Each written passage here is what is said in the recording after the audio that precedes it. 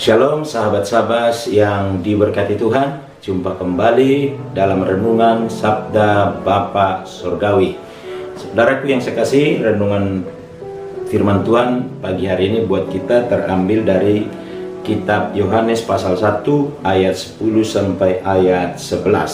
Saya bacakan buat kita Yohanes pasal 1 ayat 10 sampai 11. Katakan demikian, ia telah ada di dalam dunia dan dunia dijadikan olehnya, tetapi dunia tidak mengenalnya. Ia datang kepada milik kepunyaannya, tetapi orang-orang kepunyaannya itu tidak menerimanya.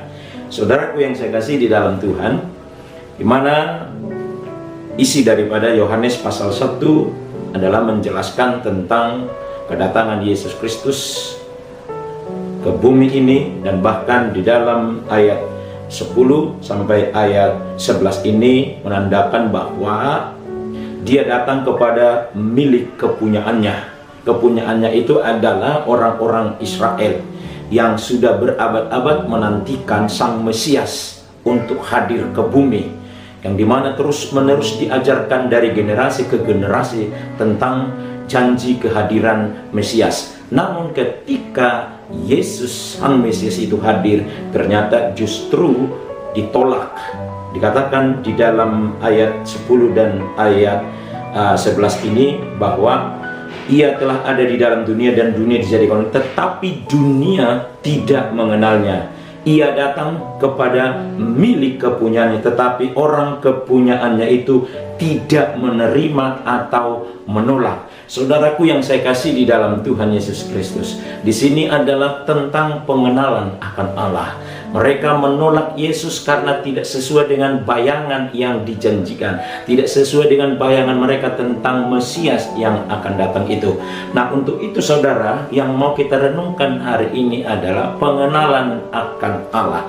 Begitu pentingnya pengenalan akan Allah. Ada pepatah berkata, tak kenal maka tak sayang. Makin dikenal, makin disayang. Saudaraku yang saya kasih di dalam Tuhan, pengenalan akan Allah akan menentukan. Saudara, pengenalan akan Allah akan menentukan pertumbuhan atau kualitas iman kita. Kedua, pengenalan akan Allah akan menentukan kedalaman kasih kita kepada Allah. Semakin kita kenal Allah, semakin dalam kasih kita. Seperti itu juga kita kepada orang lain. Yang ketiga, Bapak Ibu, pengenalan akan Allah akan menentukan eratnya hubungan kita kepada Allah. Semakin kenal, semakin erat hubungan kita kepada Allah. Dan yang keempat adalah pengenalan akan Allah akan menentukan kepekaan kita terhadap suara Tuhan atau terhadap firman Allah. Semakin kita sering mendengar firman Allah, semakin kita tahu lebih dalam tentang Allah. Makanya di dalam Mazmur pasal 1 ayat 1 dikatakan, berbahagialah orang yang tidak berjalan menurut nasihat orang fasik, yang tidak berdiri di jalan orang berdosa, dan yang tidak duduk dalam kumpulan pencemooh, tetapi yang kesukaannya ialah Taurat Tuhan, dan yang merenungkan Taurat itu siang dan malam. Saudaraku yang saya kasih di dalam Tuhan Yesus Kristus, kalau pengenalan akan Allah menentukan kualitas iman, kalau pengenalan akan Allah akan menentukan kedalaman kasih kita dan eratnya hubungan kita, untuk itu apa langkah-langkah untuk kita lebih mengenal Allah lebih dalam lagi? Dari Yohanes pasal 10 yang menjadi langkah untuk kita, saya bacakan Yohanes pasal 10 ayat 14 dan juga ayat 27. Ada dua ayat. Demikian bunyi firman Tuhan, akulah gembala yang baik, dan aku mengenal domba-dombaku, dan domba-dombaku mengenal aku.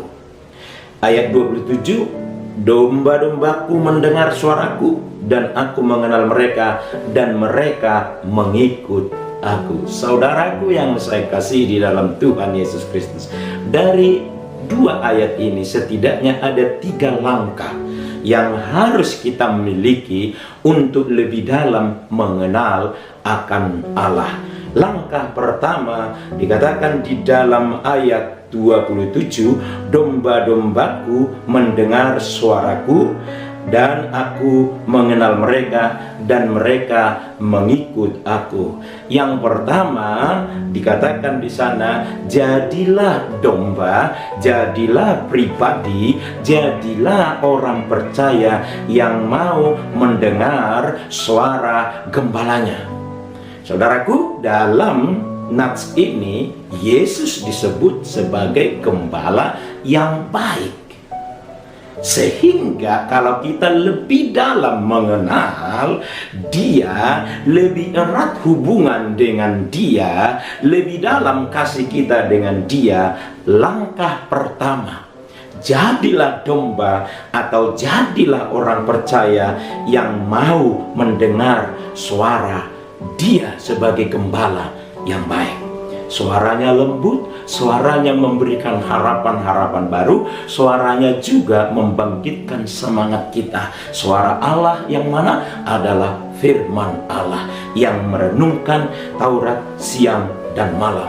Tentu kita pernah dengar pujian yang berkata, ku renungkan firman-Mu siang dan malam, ku pegang perintah-Mu dan kulakukan. Saudaraku yang saya kasih di dalam Tuhan, kunci pertama adalah jadilah pribadi yang mau mendengar suara gembalanya, yaitu Yesus Kristus. Yang kedua, Bapak Ibu yang saya kasih di dalam Tuhan Yesus Kristus, masih di dalam ayat 10, ayat 14 dan 27 tadi dikatakan tadi, akulah gembala yang baik dan aku mengenal domba-dombaku dan domba-dombaku mengenal aku. Domba-dombaku mendengar suaraku dan aku mengenal mereka dan mereka mengikut aku. Yang kedua, saudaraku, jadilah pribadi yang mau mengikuti atau mau menuruti,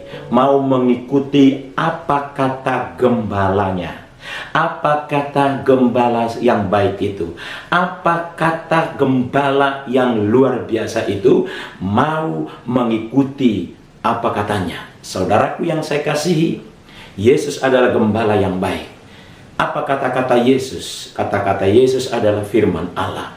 Semua firman Allah ini baik untuk semua orang percaya. Tidak ada yang tidak baik. Untuk itu, apa kata Tuhan? Dikatakan, ikutilah, sehingga hidup kita menjadi pribadi yang mengenal lebih dalam akan Tuhan. Saudaraku yang saya kasih di dalam Tuhan Yesus Kristus, tidak ada yang bisa atau tidak ada yang harus kita ikuti untuk membawa hidup kita lebih baik kecuali Yesus Sang Gembala yang baik itu. Yang langkah ketiga, saudaraku, supaya kita mengenal Allah lebih dalam lagi, yang ketiga, jadilah domba atau pribadi yang mau menyerahkan totalitas hidupnya pada Yesus Kristus. Jangan serahkan setengah-setengah, jangan serahkan asal-asalan, serahkan secara total hidupmu kepada Allah untuk dipimpin, untuk digembalakan. Sehingga kita dituntun ke air yang tenang, dituntun ke rumput yang hijau. Tidak ada pembangkangan, tidak ada penolakan, tidak ada protes, karena Dia adalah gembala yang baik yang menuntun hidup saudara dan saya.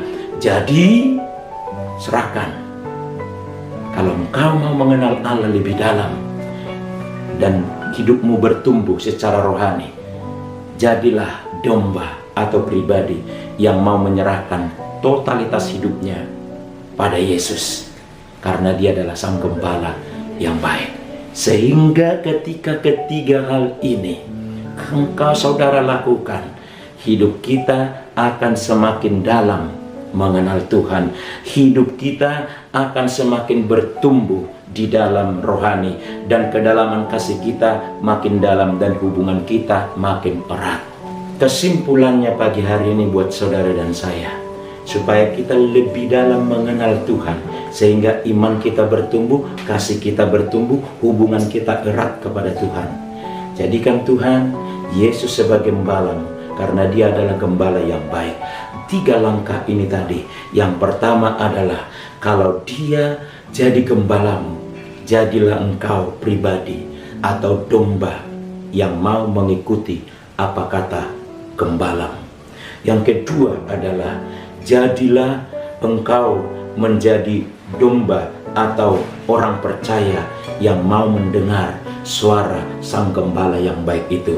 Dan yang terakhir, jadilah engkau pribadi orang percaya atau menjadi domba yang mau menyerahkan totalitas hidupmu kepada Dia sang gembala, sehingga hidup saudara mengalami damai sejahtera, dituntun ke air yang tenang, ke rumput yang hijau, karena Dia mengasihi saudara dan saya. Amin. Kita berdoa. Kami bersyukur pagi hari ini Tuhan telah memberkati kami lewat renungan firman Tuhan. Terpujilah Tuhan, dalam nama Yesus kami berdoa. Amin. Puji Tuhan saudaraku, kiranya renungan Sabas pada pagi hari ini memberkati saudara dan saya. Sampai jumpa dalam renungan Sabas di hari akan datang. Shalom, Tuhan memberkati. Amin.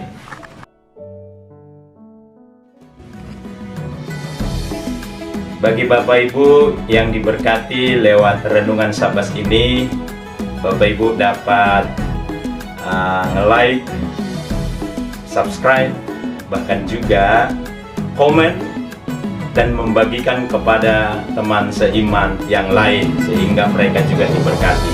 Terima kasih, Tuhan memberkati saudara. Shalom.